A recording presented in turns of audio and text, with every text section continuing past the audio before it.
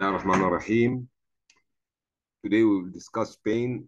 It will be divided into 8 points, as we can see, with additional information. These are figures giving a hint about the subject. And this is my grandson climbing the ladder, as we will show what's the meaning of the ladder in our talk.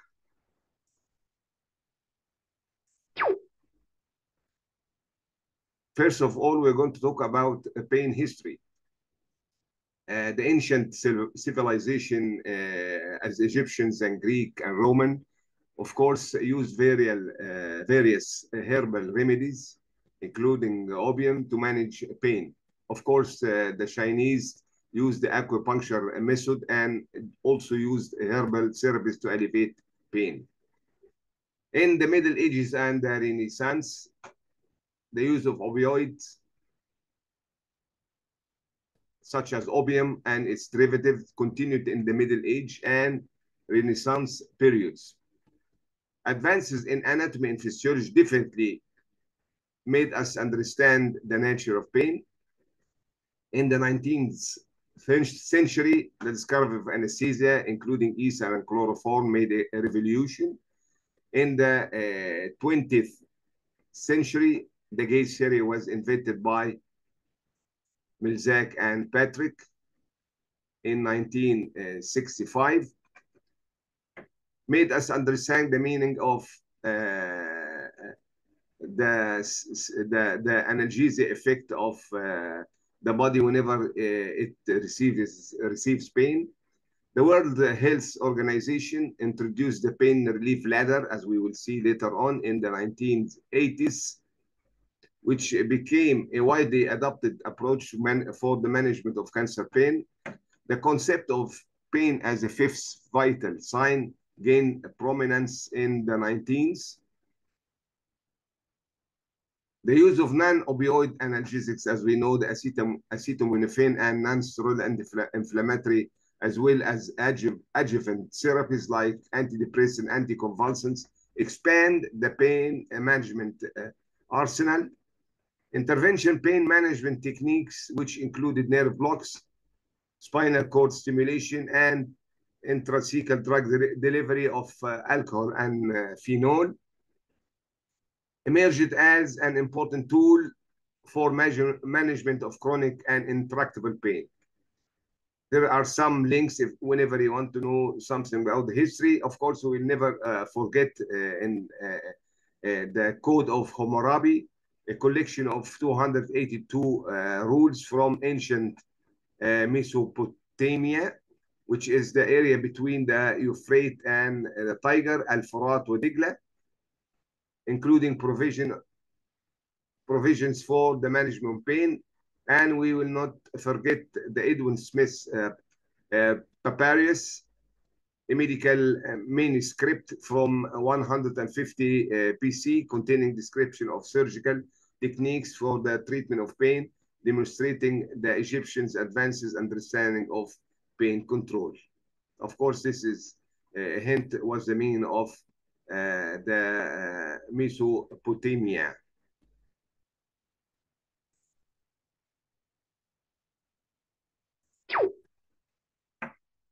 Now we come to some important definition of pain. First of all, the International Association of the Study of Pain, which is well known. You ought to know the abbreviation of it whenever we are talking about pain.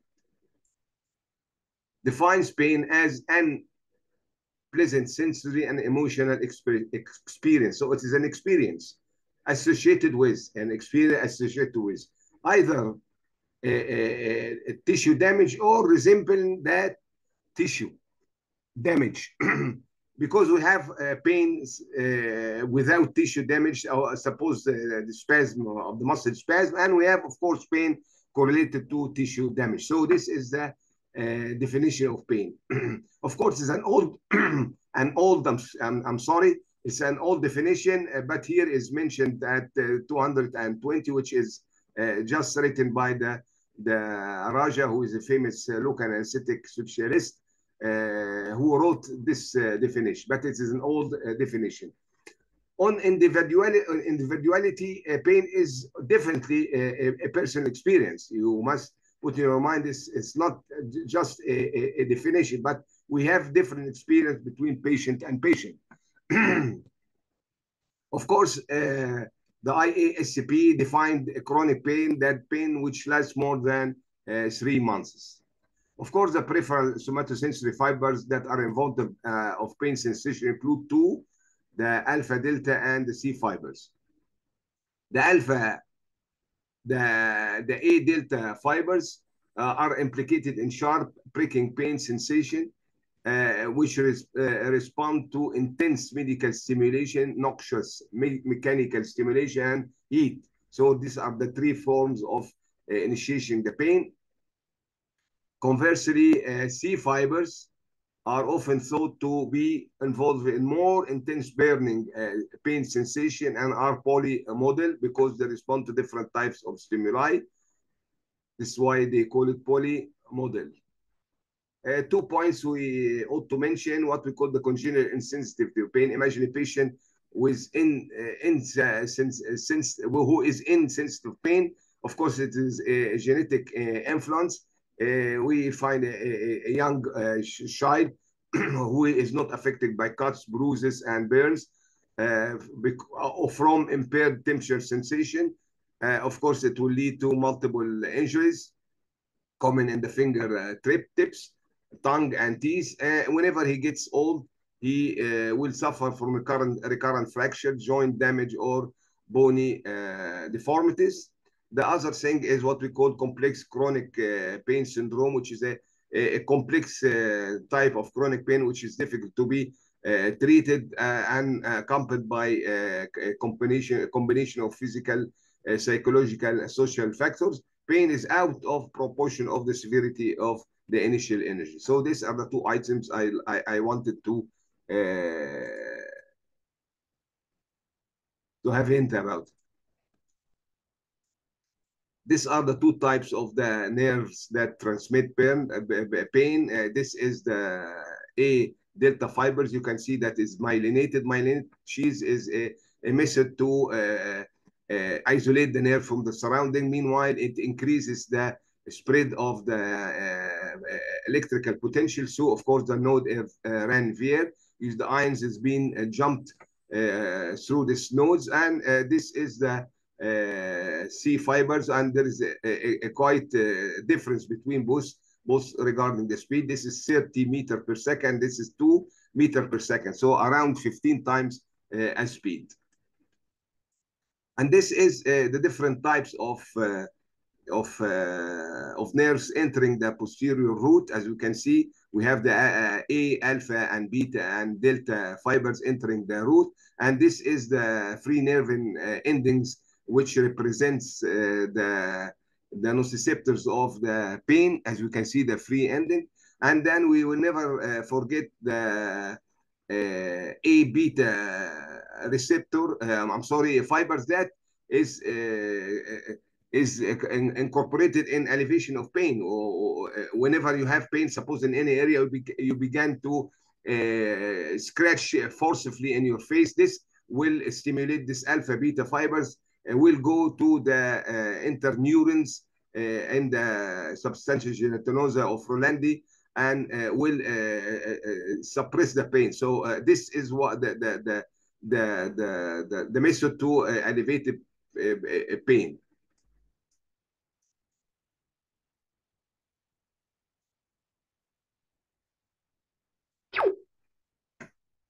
Now we come to the most important part in the subject is the pain pathway. This is a simple items about the pain pathway. First of all, the peripheral receptors. Of course, the peripheral receptor. I'm going to show it in a larger scale. Peripheral receptors, which are pain receptors, which are the free nerve endings, which are called nociceptors, are specialized nerve endings localized in the skin, muscle, and joints, and internal organs. These receptors detect various types of painful stimuli as mechanical, thermal, and chemical. So those are the three items inducing the pain sensation. After being sensed by the nerve endings, it goes to the primary afferent neurons, which is present in the posterior root ganglia. First of all, of course, any nerve fiber has a head or a body, and this body is projected by dendrites. So these are the dendrites which go to the body, and then the body is connected to the axon, which ends by the nerve endings to rely on the other nerve. So this is the character of any nerve. So the primary afferent neurons, the pain signals from the peripheral receptor are transmitted. So there is a transmission through a primary afferent neurons. These neurons are the bodies of the dorsal root ganglia. Regarding the trigeminal ganglia, which transmit pain from the face and the head, is being relied on the special ganglia, the trigeminal ganglia, where it goes to the thalamus. So this is the difference between the trigeminal and the other types of the pain detectors. The spinal cord and the brainstem, the primary afferent neurons, after they go to the, first of all, they go to the spinal cord through the anterolateral column, ascend in the spinal cord. After relying on, of course, the second order neuron,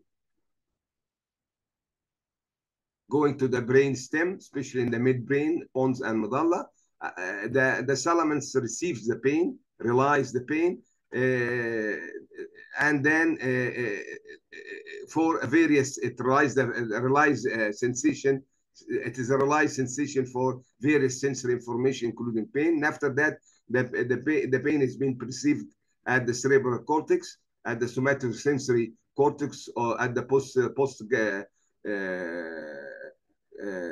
central gyrus, where the pain is being perceived.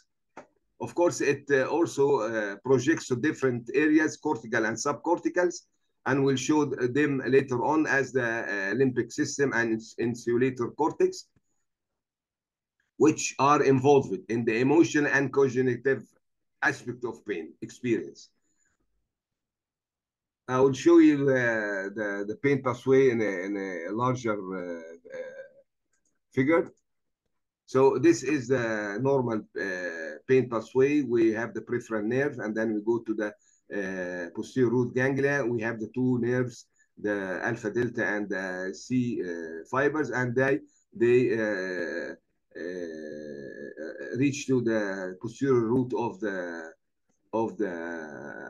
spinal cord, where the synapse of the second order neuron, which crosses to the other side, contralateral side, and ascend in the anterolateral aspect of the spinal cord. Whenever they send the both types, the spinothalamic is called new spinothalamic tract, and the reticulospinal, the other one, is called paleo-spinothalamic tract. They ascend through the brain stem, the three components of the brain stem. And whenever they ascend, they send projection, imagine, to the descending fibers that we will talk you later on about.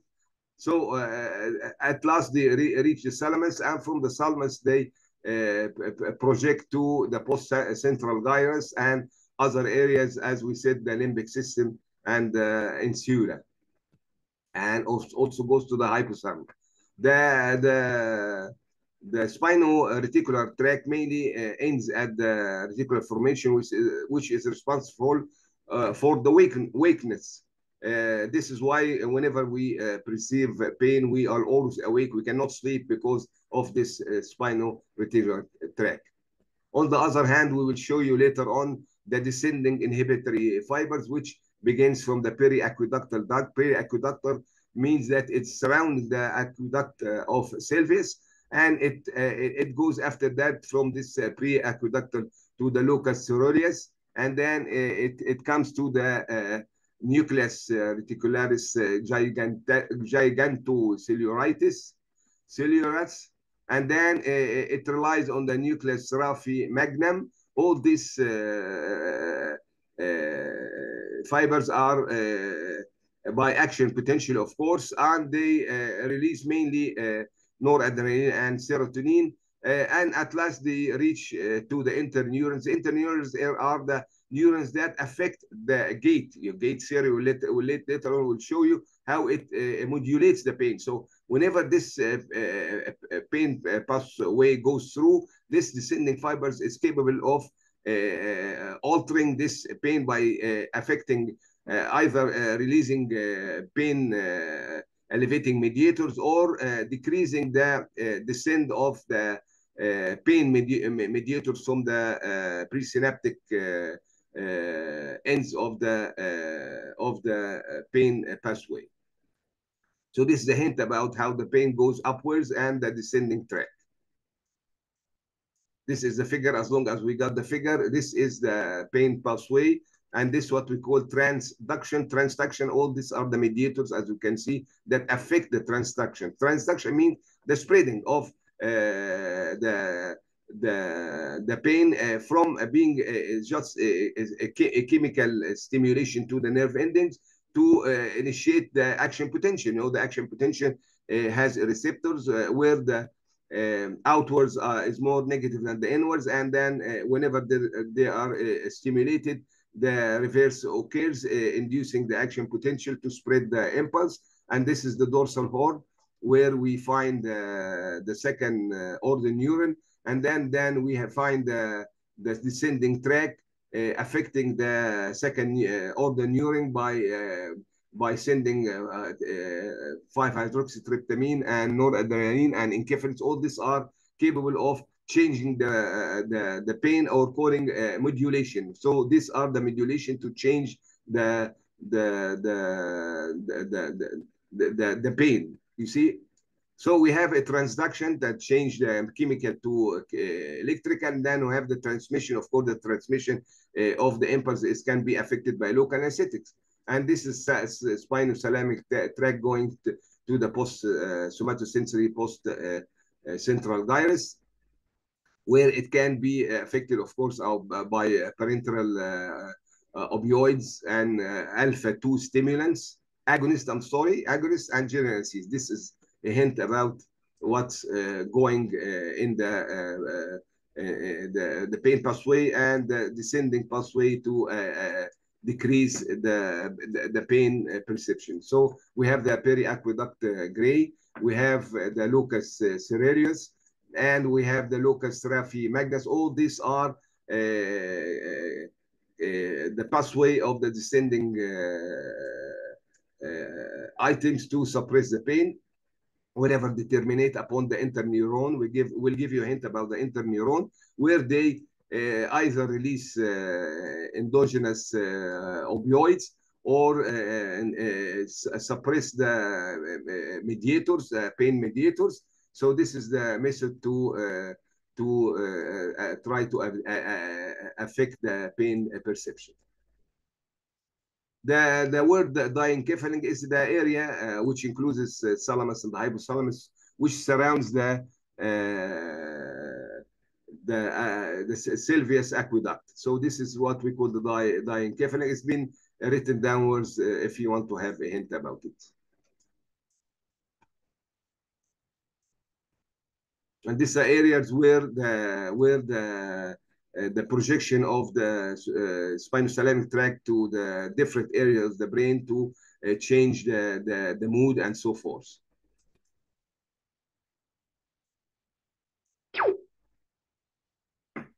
Now we come to 3 points. First of all, as we said, the spinothalamic tract, the spinal reticular tract, as we said, it ends at the reticular formation mainly and projects to subcortical and cortical area. It assures that the patient awake during the pain. So this is why the patient fails to sleep whenever he is in a pain situation. The trigeminal nerve, as we said before, it terminates in the trigeminal ganglia and goes to the thalamus, where it synapses with what we call nucleus caudalius in the medulla.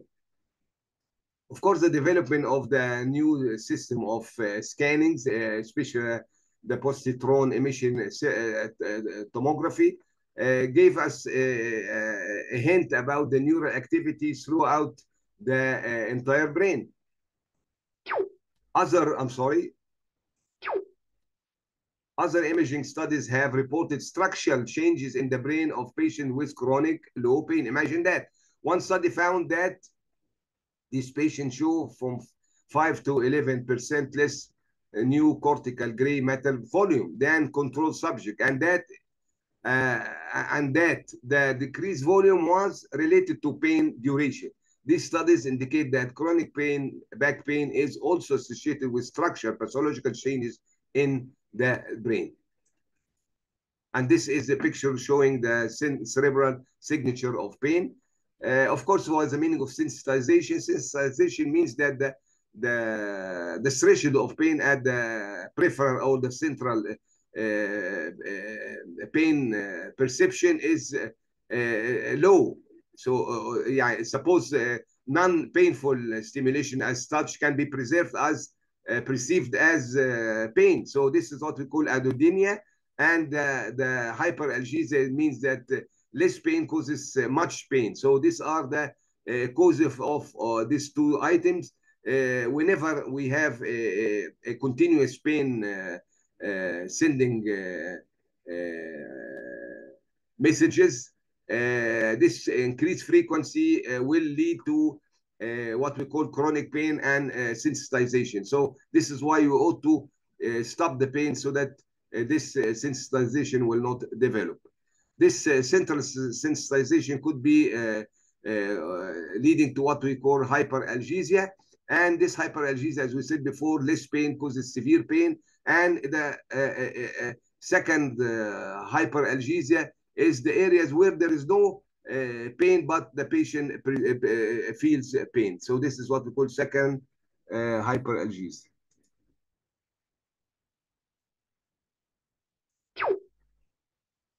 Physiological effects of unrelieved pain, of course, it leads to endocrine, cardiovascular, and gastrointestinal immune system affection.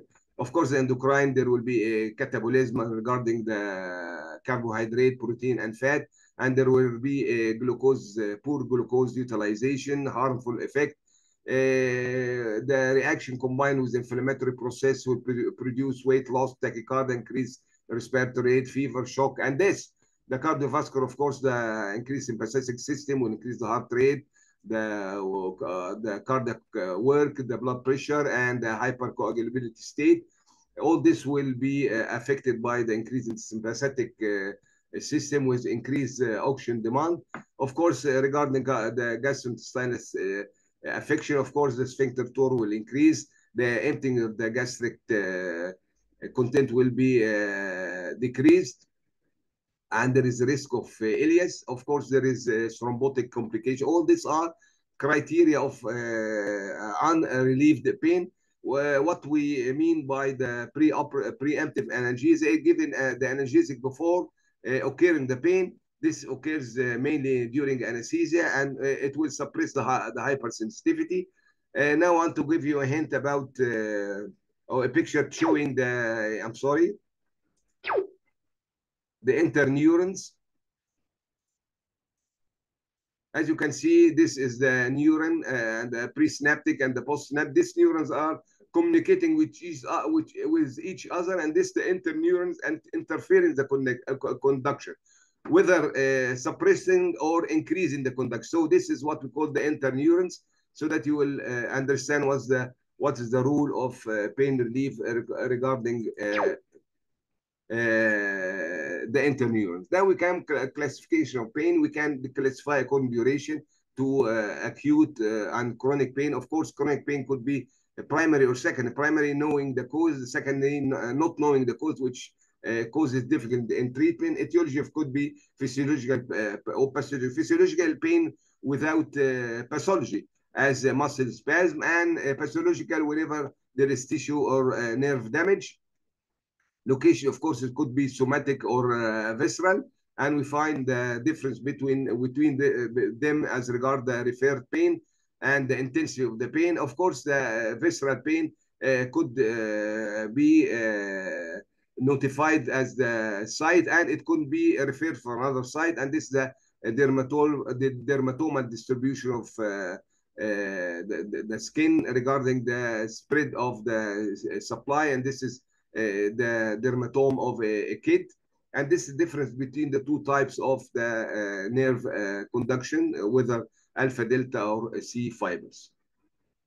Of course, the referred pain occurs whenever the two pain pathway reached almost to the same site. Suppose we have pain in the chest due to angina, and we feel it on the left hand, because there is convention the both pathways go to the same place. So the brain is being misinterpreted, and they think that the pain is coming from the shoulder, especially if this pain is more frequent than the abnormal pain. So this is the mechanism of what we call the referred pain.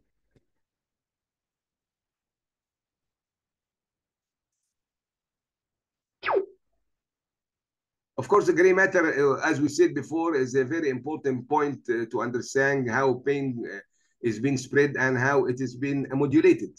So the pain, the posterior, the gray matter of the spinal cord, we know that it looks gray, is divided by Rexed in 1955, the posterior, 1952, into 6 laminae. The laminae from 1 and 2 and 5 are correlated to pain, where the pain fibers synapse. The majority of course, the C fibers terminate in lamina 2, which is called substantia gelatinosa. Gelatinosa because it has a gelatin character. Of course, the new receptors afferent may also synapse with interneurons, as we said before, which could be excitatory or inhibitory.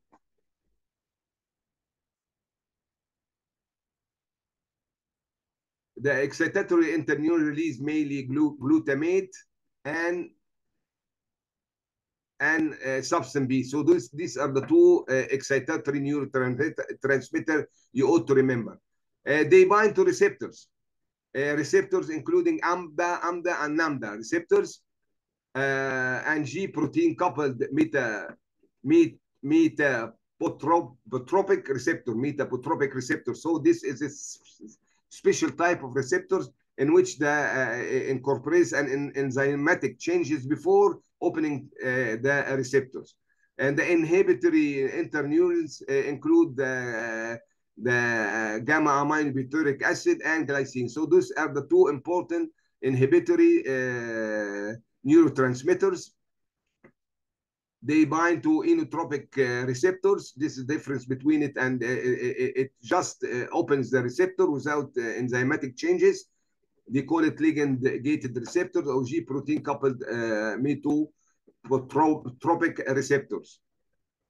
Glycine, of course, binds to this receptor. It is a neuro inhibitor, and it's closely related to the GABA receptors. These receptors increase the permeability of the ion to chlorine. So induces what we call hyperpolarization of the receptor, makes it in a steady situation. This is how it blocks the receptor.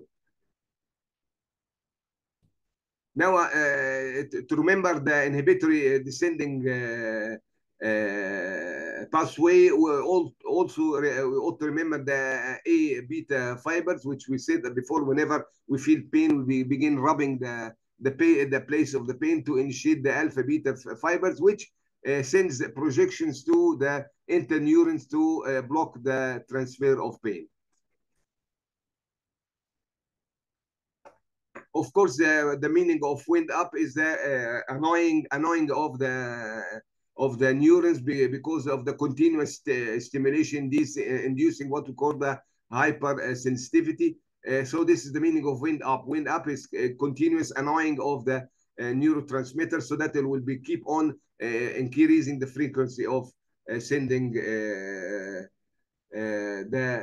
discharge. So this is, I'm sorry.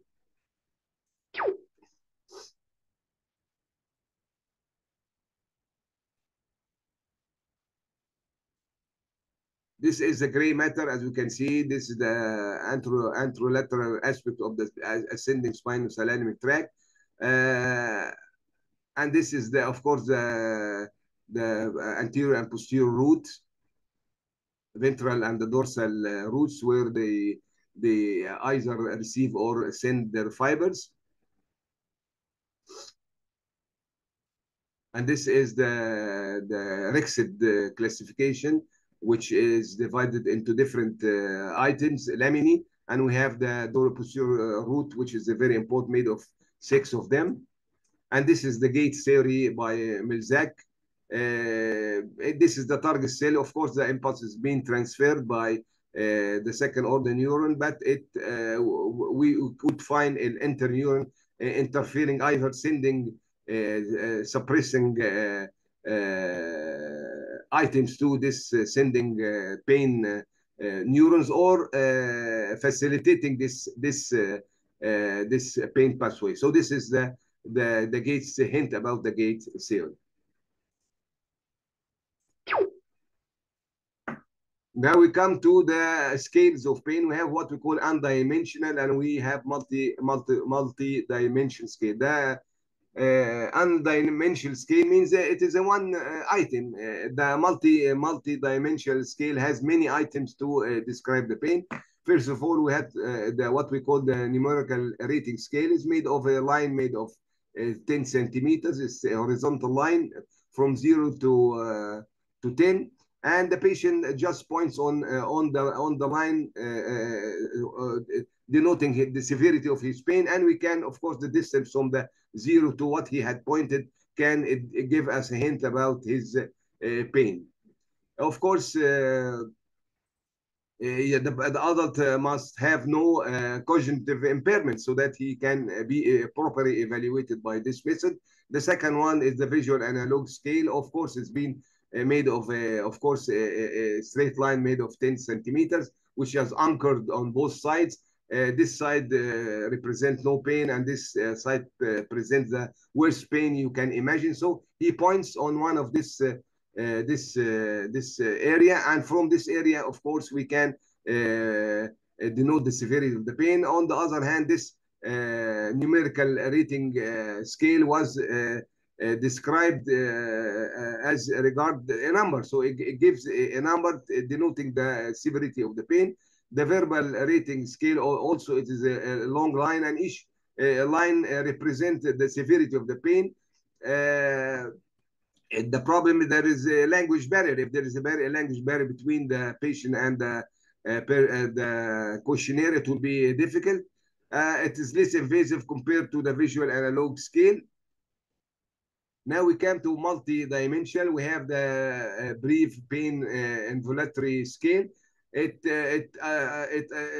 needs, of course, questionnaire. The questionnaire asks about the pain intensity, the pain location. It uses the certain time frame. Of course, there are many languages regarding this pain inventory scale, so that the different people can be well scaled by this method. Uses a continuous measure. Of course, it takes time. This is the point, that it takes time. Now we have what we call the faces scale. The faces, depending on the face expression of the face, we have the faces are Wong Baker. Wong Baker, as you can see, the different types of faces, where of course can represent the type of the pain. And we have the Usher, Berry, McGrath scale. And then we have the FLACC pain, which is, of course, multi-dimensional, where the F means the face, leg, L means legs, activity, crying, consolability. All these are abbreviation to give me a hint about the pain of the patient. And then we have what we call the cry. Of course, each cries, each word will represent an item. All these are a method to evaluate pain in newborn. And this is the types of the undimensional pain scale. The McGill pain questionnaire also it looks at as the brief pain inventory scale. It takes, of course, the good thing about it, it has 17 different languages. It takes a long time. It explains the pain, whether it's burning, throbbing, but it's not, of course, suitable for children or adults who can not understand the language.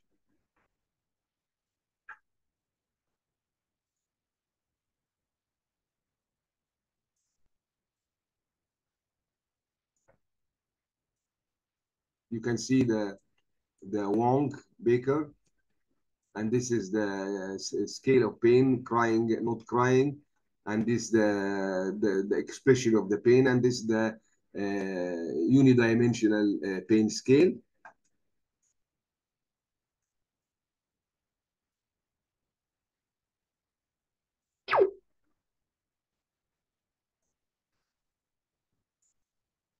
Multimodal analgesia, treatment of pain. Of course, first of all, the multimodal analgesia. It's a combination of different classes of medication. Of course, we know pain is a complex pathway. So each pathway is being affected by special drugs. So whenever I combine different types of drug, definitely will minimize their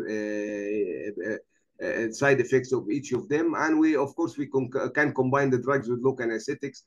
So all these are called multimodal analgesia. Of course, we know the non-steroidal anti-inflammatory drugs as the beginning of the drugs used. Of course, it has GIT problems and bleeding and affects the platelets and affects the kidney and so forth, and can increase the blood pressure. Of course, nowadays we can impair the blood healing. Nowadays we use anticoxib-2, which has less side effects, but its effect on the kidney is doubtful. Of course, it can increase the cardiovascular risk in special types of non-steroidal anti-inflammatory. Acetaminophen, which is the paracetamol, as we know, it is effect is 20 to 30% less than non-steroidal. Of course, it's contraindicated in severe liver injury. Of course, it reduces the side effects of opioid whenever they're combined. The gabapentinoids are a class of drugs, but it causes sedation, dizziness, especially in elderly patients. Of course, there is special receptors in the brain, which is responsible for this type of medication. The NAMDA antagonist, non-methyl D-aspartate receptor antagonist as ketamine. It is a method of elevation pain, of course. Ketamine has the effect of decreasing the post-operative nausea and vomiting. The magnesium is now being used to support pain drugs, but it causes hypotension and potentiation. Intravenous lidocaine, it was used in the past to give a drip, knowing, of course, its maximum dose. It ought to be used in the intensive care, but nowadays some centers can use it in the ward. And this is some dictionary using to know the words in Arabic. This is areas where I ought to use whenever I'm going to do epidural anesthesia. If I want to do cervical, I ought to go upwards. And lumbar, this is the area where I inject lumbar. Of course, whenever I go upwards, I lessen the amount of the drug to be confined to this area. And this is a figure showing the mediators that occurs at the nerve endings. Of course, these mediators can be released from inflammatory process or can directly affect the nerve endings, the different types. And this is the opioid receptor type. We have the mu and the delta and the kappa and the sigma, 4 types of receptors, and each of them could be divided into 2 types, as we can see.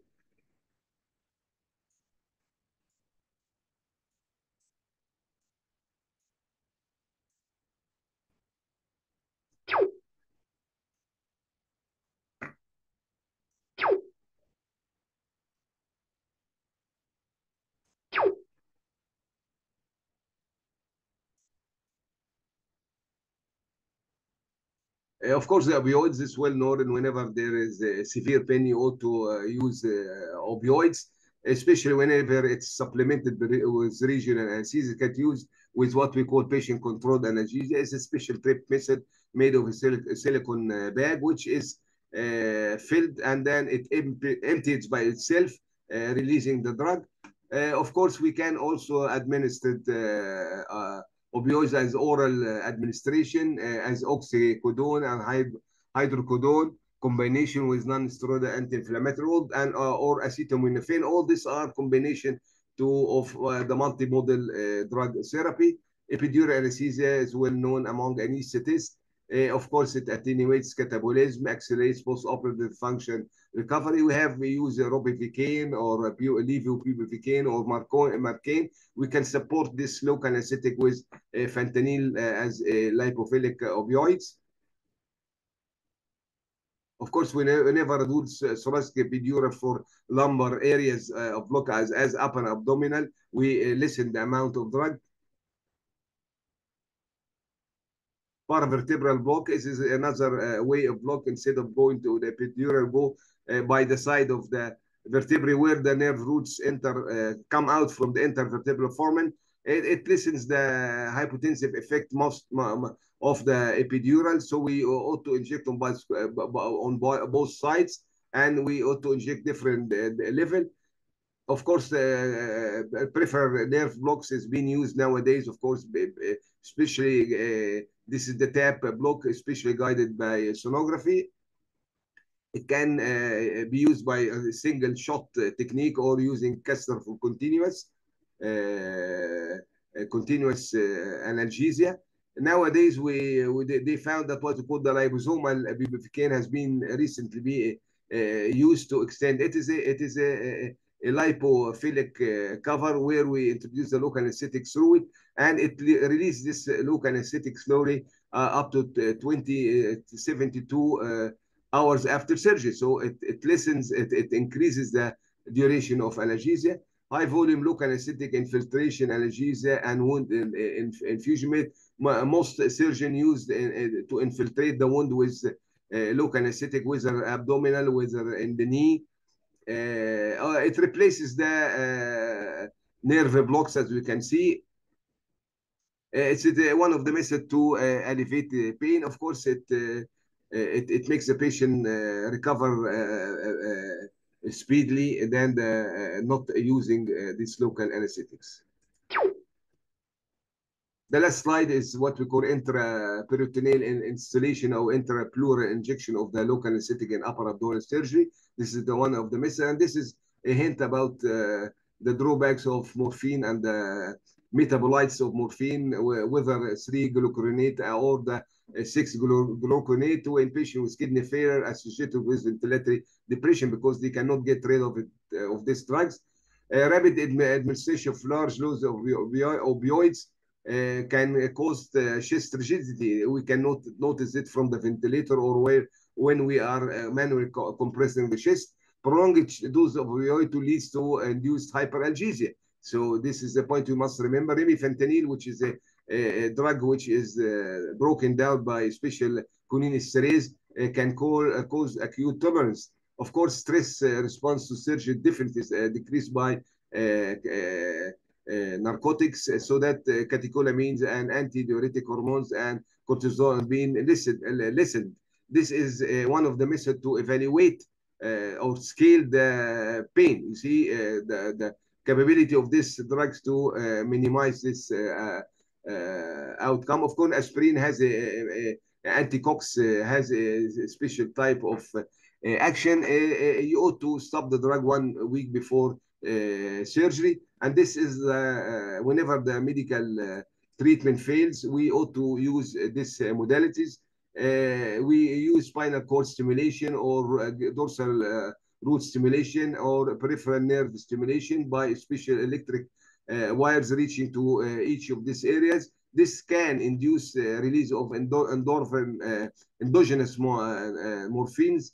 And we can, of course, use another method, lesioning techniques, where we injure the nerves, as the radiofrequency ablation or using very extreme cold cryoablation or cordotomy in case of severe cancer pain where there is the patient is not expected to live. We can do what we call cordotomy. We can, of course, use implantable drug pumps. Pumps are used to release the drugs into the spinal cord. And of course, surgically, we can do laminectomy or discectomy or fix a fracture vertebrae. All these are methods to show whenever there is failure, I'm sorry, of medical treatment. This is the codal how we identify the codal space to give codal anesthesia to alleviate pain. And this is the intrapleural injection. This is the drug being placed in a special container under the skin to release. And this is the infiltration of the wound by different local anesthetic, whether we give just one injection I forgot to tell you the ladder, not yet.